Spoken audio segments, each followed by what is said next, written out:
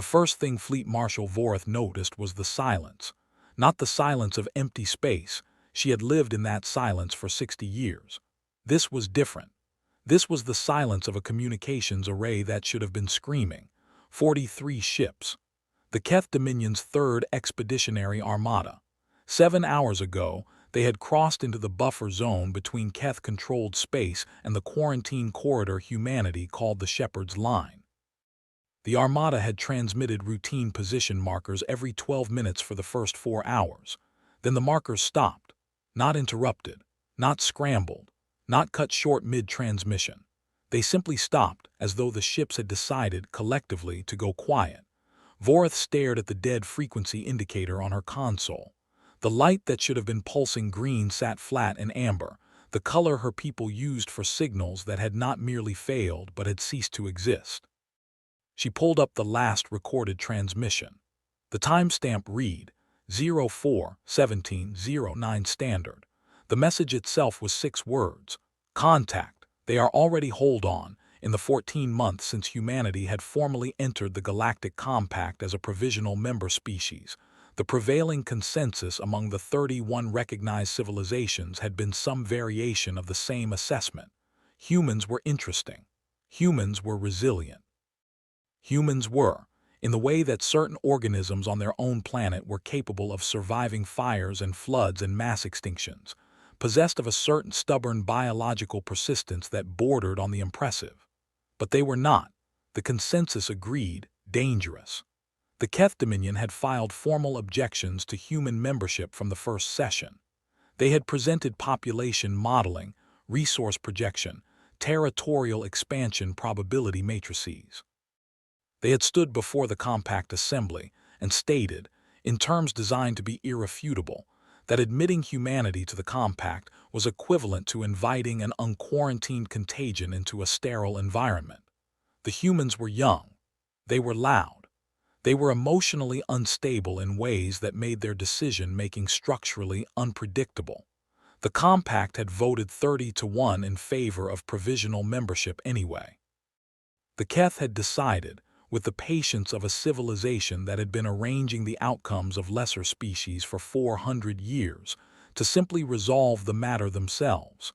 The Third Expeditionary Armada had not been a military action, not officially. It had been a demonstration.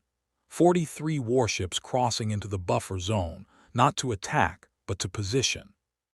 To make the geometry of the situation clear to humanity in a language that even young, emotional, structurally unpredictable species could understand. The language of overwhelming force. The 43 ships had crossed the Shepherd's Line at 23:45:00 standard. By 04:17:09 they had stopped transmitting. Voreth was still staring at the amber light when her communications officer, a young male named Saravith, turned from his station with an expression she had never seen on his face before. Fleet Marshal. His voice was careful in the way voices become careful when the speaker is not certain the words they are about to say are real. We are receiving a transmission, single channel, type beam directed specifically at this vessel. From the Armada? No, he paused. From a human. The message was audio only. No visual component, no metadata signature, no origin coordinates. It arrived on a frequency the Keth military did not publish, had never shared with any external civilization, and had considered effectively undetectable. Someone had found it anyway. The voice was female, calm, low, in the register humans used when they were being deliberate.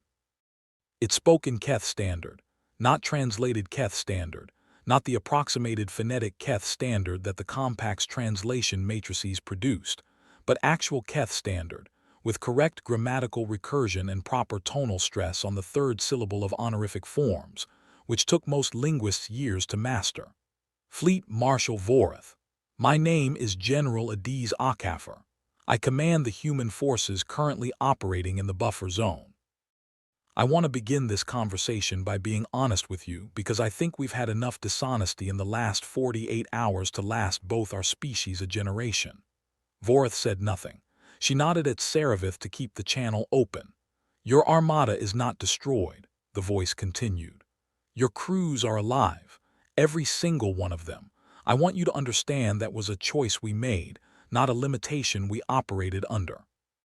I need you to understand the difference between those two things before we go any further. Vorith felt something move through her chest that her species did not have a precise word for. The closest approximation in Keth was Vorsethic, the sensation of standing at a great height and suddenly becoming aware of exactly how far the fall would be. "What do you want?" Vorith asked. "To talk," the human said.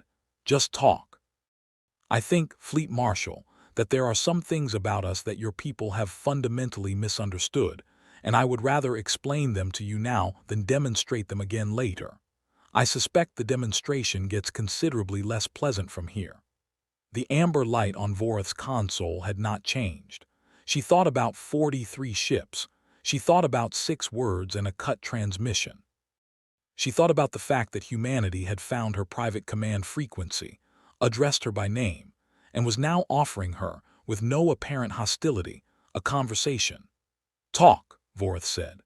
General Adiz Akafer was 44 years old. She had been born in Lagos, Nigeria, on a planet called Earth that the Keth Dominion's files described as a Class M biosphere with moderate military potential and negligible strategic projection capability. She had spent 22 years in the Nigerian army before the Compact Contact event reorganized Earth's defensive architecture into something called the United Earth Defense Compact, which the Keth files also had on record as a poorly funded interplanetary defense organization with an inventory of ships that were, by Dominion standards, functionally antique. She was currently sitting in the command compartment of one of those antique ships, a vessel called the Abuja, which had been commissioned 14 years ago and refitted twice with technology that the Keth would have considered adequate for a border patrol corvette. Round her, 7 other vessels of similar vintage held position in a formation that the Keth's tactical analysis software, when it eventually processed the geometry, would spend 11 minutes trying to classify before flagging the formation as non-standard, no tactical analog found in database. There were a great many things about the last 48 hours that the Keth's databases had no analog for. "How long have you been planning this?" Vorith's voice came through the channel with minimal distortion. "The Keth had excellent communications technology. Planning to talk to you?" Adiz asked. "About 6 hours. Planning to intercept the Armada." Adiz was quiet for a moment. Outside the viewport, the buffer zone was dark. No stars in that direction. The shepherd's line ran along a dusk corridor that absorbed light beautifully, which was part of why humanity had chosen it. "The Armada announced itself 14 days ago," she said finally. "Not to us directly. But when 43 Keth warships begin accelerating toward a specific vector, there are ways to notice. We had time to prepare." "You had 8 ships," Vorith said. The words carried something that Adiz recognized as the sound of a very intelligent person trying to understand something that should not be real. "We had 43. Yes. Your vessels are, our analysis classified them as outdated. Yes, we know." Adiz leaned back in her chair. It was an old chair, fabric-covered, slightly worn at the armrests. She had been sitting in it for 31 hours. "I'd like to tell you something, Fleet Marshal, if you'll let me. Something we don't usually explain to people before the shooting starts because we don't usually get this kind of conversation. Would that be all right?" A pause. Then, "Continue. Every single person aboard these 8 ships volunteered. I didn't draft them. I didn't order them here. I opened a channel to the 4 nearest defense stations, and I explained the situation: 43 Keth warships, buffer zone, no backup within viable response range, and I asked for volunteers. I had 4 times the crew I needed within 2 hours. Silence on the channel. "I'm telling you this," Adiz said, "not to make a point about human bravery, because that's not really what this is about. I'm telling you this so that you understand what the number 43 means to a human and what it means to one of my crew members, because I think that difference is the thing your people keep missing." Vorith pulled up the Armada status report for the 4th time. Her analysts had been working the problem since the transmission stopped, and they had managed, through a combination of passive sensor sweeps and careful frequency scanning, to establish that the 43 ships were physically present in the buffer zone. Their drives were cold. Their weapon systems were offline. Their communications were, and this was the part that kept generating errors in her analysis software, not jammed, not destroyed, not encrypted. They were transmitting normally. The crew members were alive, uninjured, and had, apparently, voluntarily ceased military operations. That last conclusion had been flagged by the software as low confidence, conclusion unsupported by behavioral model. Adi's voice continued on the channel, and Vorath found herself doing something she had not done in 20 years of command, listening without simultaneously formulating a counter-response. The number 43 to your tactical planners means a 43 to 8 force advantage. It means a tonnage ratio. It means weapon yield and shield capacity and interdiction probability. All of that math is correct, by the way. On paper, the Armada should have crossed the buffer zone without losing a single ship. And yet, Vorath said quietly, and yet, Adi's voice did not carry triumph. It carried something that Vorath's linguistic analysis subroutine flagged as exhaustion mixed with something the database cannot classify. The number 43 to my crew means 43 ships full of people. It means families. It means people who went asleep last night not knowing that a human general was going to make a very complicated decision about what winning actually looks like. The channel was quiet for 7 seconds. "Where are my people?" Vorath asked. Exactly where they were. "We didn't board them. We didn't capture them. We didn't fire a single weapon, Fleet Marshal. We just convinced their captains that continuing forward was not in anyone's interest." A pause. "I'd rather not explain exactly how we did that if you don't mind. Some of it, honestly, I wouldn't know how to explain even if I wanted to." This was the third thing Vorath had failed to understand about the last 7 hours, and unlike the first two, this one did not generate an error code in her analysis software. It generated something worse. It generated a question. 41 hours earlier, Flag Captain Drevik of the Keth cruiser Severing Tide had been standing at his forward observation station when his tactical officer reported contact. Not weapon contact. Not drive signature contact. Something his tactical officer described with visible uncertainty as communication contact. "They're hailing us," the tactical officer said. Drevik had not been concerned. One ship. The humans had sent one ship ahead of the buffer line, a vessel his analysis team classified as a light courier with no significant armament. It was, he had noted, either a gesture of negotiation or an act of profound ignorance regarding the scale of force they were facing. He accepted the hail. The woman on the screen had close-cropped hair, dark skin, and the kind of stillness in her expression that Drevik associated not with calm, but with a person who had made a decision they were completely at peace with. She was wearing a uniform with no decorations on it, just rank insignia and a name tag. "Flag Captain Drevik," she said, in Keth standard that was frankly better than some of his own junior officers. "I'm General Akhafer. I'd like about 10 minutes of your time." "General," he said carefully, "you are aware of the force you are facing." "I am, and you have sent one ship." "Yes." She folded her hands on the table in front of her. "That's the conversation I'd like to have with you, actually. Not the part where I ask you to turn around. I'm not going to insult your intelligence with that. I want to talk about what happens if you don't." Drevik had, in 40 years of command, never had a conversation quite like the one that followed. He had reviewed it twice in the hours since, and he was still not certain he understood all of it. The general had not threatened him. She had not described weapons or strategies or numerical advantages. She had told him a story.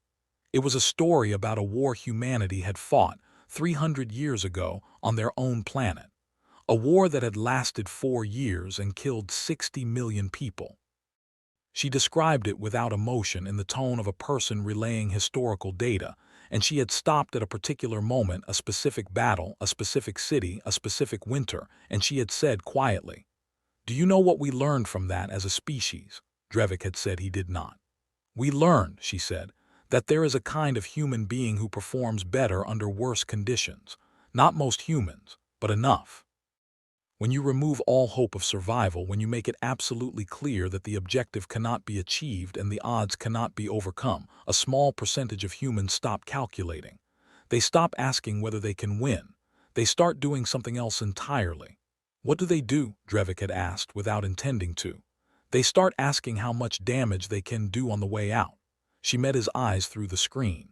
Flag Captain, I have 8 ships. You have 43. We both know what the math says. I'm asking you to also consider what happens when 8 ships worth of people stop caring about the math. He had dismissed her. He had continued the advance.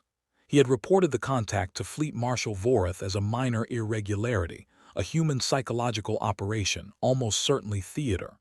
6 hours later, 43 ships sat cold and dark in the buffer zone, their crews alive and unharmed, their captains having each, independently, reached the same conclusion. Voreth understood now why the transmissions had stopped the way they did. They had not been cut off. The captains had simply stopped transmitting because there was nothing to report. No engagement, no damage, no enemy contact in any conventional sense. Just a series of conversations, apparently, that had ended with 43 commanding officers deciding, each in their own time, that forward motion was not something they were willing to authorize. The compact would later classify this as the first recorded instance of what their analysts termed asymmetric social interdiction, a military action conducted entirely through communication, without a single weapon discharge, that achieved complete mission failure for a superior force through mechanisms that the Dominion's behavioral modeling software could not retroactively predict or explain. But that classification was weeks away. In this moment, Voreth was operating with raw data and a growing sensation that the floor beneath her had shifted at some point in the last 7 hours, and she had only now noticed. General Akafer, she chose the words carefully. I want to ask you something directly, please. What do you want us to do? Not what are you demanding. I understand you haven't issued demands. What is it that you actually want from this conversation? The pause that followed lasted longer than any of the previous ones. Voreth found herself holding her breath, which was not a thing the Keth normally experienced, the breath-holding response being specific to species that used fear as a physical state. She noticed she was doing it. I want your people to understand something about mine, Adiz said at last. We've been a compact member for 14 months.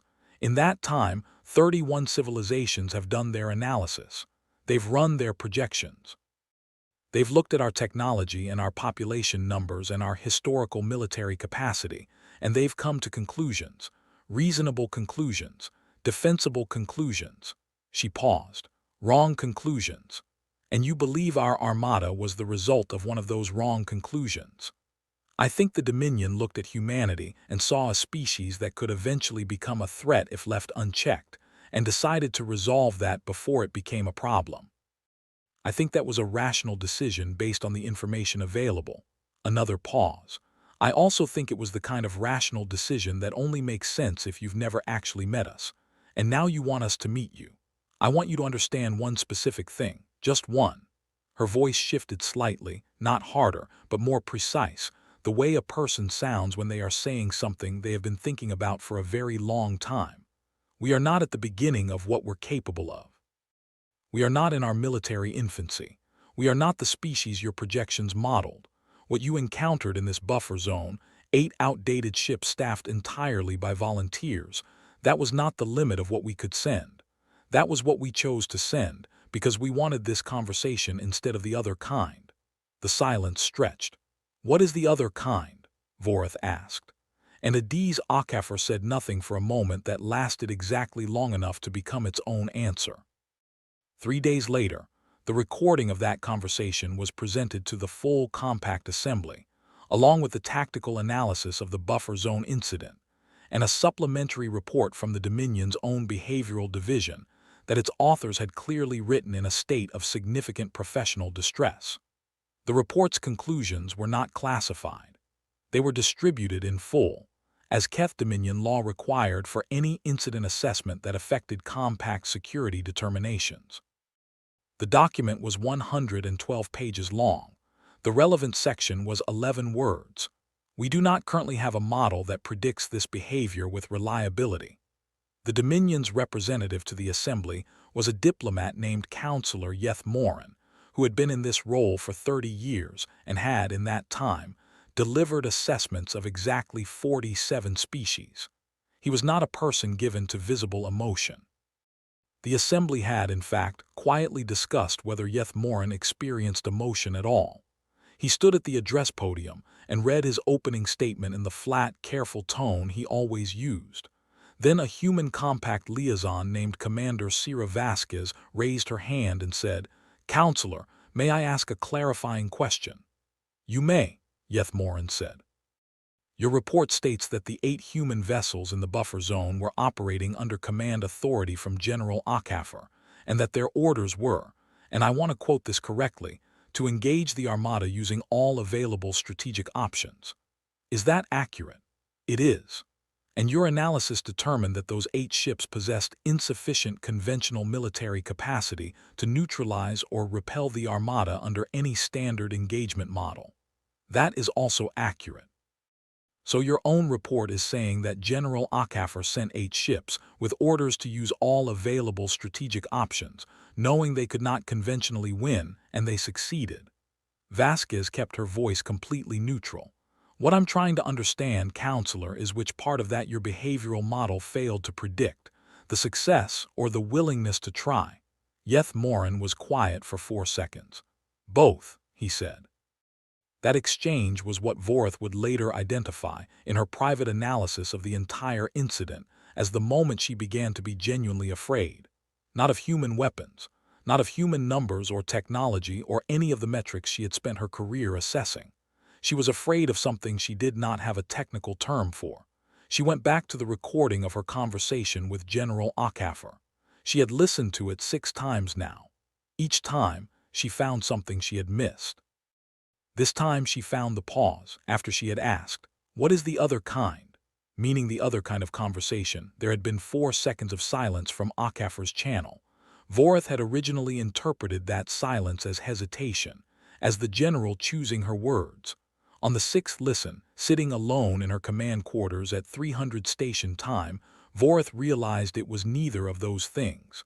The pause was the answer. HFY had not been searching for words. She had been giving Vorth's imagination room to operate.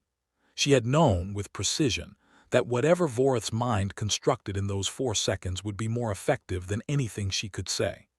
A human general, in a military action conducted without firing a weapon, had also managed to conduct a negotiation in which the most significant communication was silence. Vorth sat in her quarters for a long time after that. In the morning, she filed a revised threat assessment for human military capability with Dominion High Command. The document was 40 pages. 37 of those pages were analysis, projection modeling, tactical consideration, and historical comparison. The last 3 pages she wrote in a single sitting, without pausing once, and sent to the Assembly Compact Security Council as an addendum marked urgent and unrestricted. Those 3 pages said, in essence, everything we thought we understood about human military capacity was measuring the wrong thing. The Dominion had assessed human weaponry, human ship tonnage, human population numbers, human reaction times and training protocols, and historical casualty tolerance in prior conflicts. None of those were the relevant variable. The relevant variable was something Vorth had been trying to find a technical term for since the conversation, and had finally given up on. She described it in lay language, which she had not done in an official document in 30 years. The humans we encountered were not operating within a threat calculus. They were operating within a values calculus. The distinction is critical and has no current analog in Dominion strategic modeling. A species that is making threat calculations can be deterred by superior force, because superior force changes the calculation. A species that is making values calculations cannot be deterred this way. Force does not change what they believe is worth dying for. It only changes how they die. She paused, then added, "I recommend we do not create a situation in which they are forced to make that determination at scale." The document reached the Dominion High Council 6 days after the buffer zone incident. It was reviewed by 17 senior strategists and flagged for further analysis, which was the bureaucratic equivalent of being set aside, while the institution tried to decide what to do with something it did not have a category for. Adiz Akafer received a copy of it, through channels she had not used, sent by a person whose name she did not recognize, which was itself a message, 3 weeks after the incident. She read it alone in her office on the Abuja, which had returned to dock at Shepherd Station 7. The ship smelled like recycled air and old coffee, and a slight persistent electrical burn from a conduit that had been overloaded during the operation and not yet fully repaired. She had been meaning to get that fixed. She read the document twice. Then she set it on her desk and sat back in her chair, the old one, the worn one, and looked at the viewport, which showed nothing but dock framework and the edge of a cargo loader moving silently outside. Her executive officer, Major Kwame Asante, knocked on the open door. He was a tall man with a very quiet voice and the ability to read a room that Adiz had come to rely on more than almost any other professional quality. "You look like you just read something that changed your mind about something," he said. "Possibly." She didn't look away from the viewport. "Kwame, do you know why I chose you for this mission? You asked for volunteers." "I asked for volunteers and then I personally selected from among them." She finally looked at him. "Do you know why I chose you specifically?" He was quiet for a moment. "I assumed experience." "Partly." She tapped the document on her desk. "It was also because you're the only person on this ship who, when I told everyone the full situation, 43 Keth ships, no backup, high probability of non-survival, you were the only one who asked not can we win and not what's the plan, but a third question." He waited. "You asked me what winning would look like." She looked back at the viewport. "You were thinking about it differently than everyone else was, and I needed that." "What does it look like?" he asked. "Winning. Now." She was quiet for a long time. "I think that's still being decided," she said. "Not by us." In the compact assembly, the buffer zone incident produced what diplomatic historians would later describe as a tectonic event, the kind of shift that does not announce itself loudly, but permanently and irrevocably rearranges the terrain of everything built on top of it. Humanity's provisional membership status was reviewed. The review took 9 days, involved 26 of the 31 member civilizations, and generated more formal diplomatic correspondence than any compact proceeding in 40 years. The Dominion, for the first time in their 400 years of compact participation, requested a bilateral meeting with the human delegation without preconditions. The meeting lasted 3 hours. What was said in it was never fully disclosed. What emerged from it was a joint statement, 7 sentences long, that both delegations read simultaneously in the assembly chamber. The 5th sentence read, "The Keth Dominion acknowledges that its assessment of United Earth's defensive posture and military intent was materially incomplete." The 7th sentence read, "Both parties agree that this incident demonstrates the necessity of direct and ongoing communication as a condition of regional stability." Commander Vasquez, who was present for the reading, later told General Akafer that the Keth delegation's lead negotiator had, at the conclusion of the reading, looked directly at the human delegation for a long moment before looking away. "What kind of look?" Adiz asked. Vasquez thought about it. "The kind you give something when you've realized you almost made an error that you cannot fully calculate the consequences of." The Abuja was decommissioned 14 months after the buffer zone incident. Budget constraints, aging infrastructure, reallocation of resources toward newer vessel classes. Standard administrative process. At the decommissioning ceremony at Shepherd Station 7, Adiz Akafer gave a short speech. She had written 3 versions and thrown all of them away. In the end, she stood in front of her crew, 214 people plus the families who had come, plus a compact observer delegation that included, unexpectedly, a Keth dignitary named Fleet Sub-Marshal Saravith, the same young officer who had operated the communications console on Vorith's command ship on the night of the incident, and she said almost nothing. "This ship is old," she said. "It always was. The computers were slow. The shields leaked. The number 3 engine had a vibration that engineering told me 17 times was within acceptable tolerance, and that I heard every night when I was trying to sleep. A small sound moved through the gathered crew. The sound people make when something is funny and also true, and also something else entirely. "We were never supposed to be the answer," she said. "We were never supposed to be the version of humanity that made the galaxy stop and recalculate. We were supposed to be 8 old ships with outdated weapons and not enough backup." She paused. "I think that's exactly why we were." She stepped back. She did not add anything else. Sub-Marshal Saravith approached her afterward in the small reception that followed. He was young, looked young, though Vorith had told her in a later correspondence that Saravith was considered a highly senior officer among his people, and the apparent youth was a biological characteristic of his caste. He stood in front of her in full Keth dress uniform, which was a great deal more elaborate than human dress uniforms, and he said nothing for a moment. Then, "Fleet Marshal Vorith sends her regards. Tell her I appreciate that," Adiz said. "She also asked me to give you this." He held out a small data chip. "She said it requires no response. She said to read it only if you want to understand what the incident looked like from where she was standing." Adiz took it. She did not ask what was on it. "How is she?" Saravith considered this with the care of a person choosing between several honest answers. "She is someone who thinks differently than she did before," he said. "She says this is uncomfortable. She also says she believes it is correct." Adiz turned the chip over in her hand. It was a standard Keth data format. She'd need an adapter. She'd find one. "Sub-Marshal," she said, "can I ask you something, personally, not officially?" "You may." "The night of the incident you were on Vorith's bridge. You were there for the whole conversation." She met his eyes. "What did it look like from where you were standing?" He was quiet for a long time, long enough that she thought he might not answer. "We had been trained," he said finally, "to assess threats in terms of capability, what an enemy can do, what they can reach, what they can destroy, what they can endure." He glanced away briefly, then back. "That night was the first time in my career that I encountered a threat that was not about capability at all. You had very little capability. What you had instead," he stopped, restarted. "In my language, there is no single word for what you had instead. The closest approximation is a phrase. It translates roughly as the weight of a thing that will not stop." He held her gaze for a moment.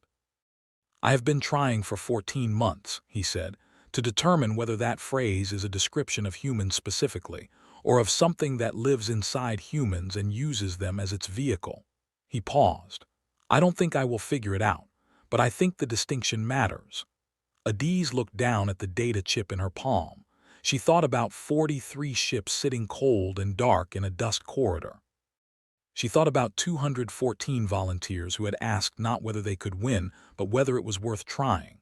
She thought about Fleet Marshal Vorith holding her breath, which was not a thing Keth normally did. She thought about the 3 pages of a threat assessment document that had stopped trying to use technical language. She thought about what winning looked like. She still wasn't entirely sure, but she had started to think it didn't look like ships or weapons or tactical geometry at all. It looked like a conversation on a private frequency that no one was supposed to be able to find. It looked like a 4-second silence that said more than any threat could. It looked like 214 people getting on a ship that smelled like burnt wiring and old coffee because something mattered more to them than the calculation. Somewhere out in the compact, 31 civilizations were recalculating. All of them were arriving at the same answer slowly in their own time, with the particular discomfort of a conclusion you cannot argue with. The humans were not the strongest species in the galaxy. They were not the fastest, or the oldest, or the most technologically sophisticated, or the most biologically durable, or the most strategically refined. They were the species that Fleet Marshal Vorith had put into 3 pages of plain language at 300 station time, because she could not find a technical term for what she had encountered. The species that Saravith still could not classify 14 months later. The species that looked from a distance like a manageable problem, and looked from close up like something that had already decided what it was willing to pay, and was simply waiting for you to understand that the number you named would not change the answer. Adiz pocketed the data chip. Outside the viewport, Shepard Station 7 turned slowly against the dark, and beyond it, the edge of the dusk corridor was just visible. A long, soft shadow across the stars where the Shepard's line began, where 8 old ships had once held position and waited, and where the galaxy had looked at humanity for the first time and seen not the limit of what they were, but the absolute certainty of what they would not stop being.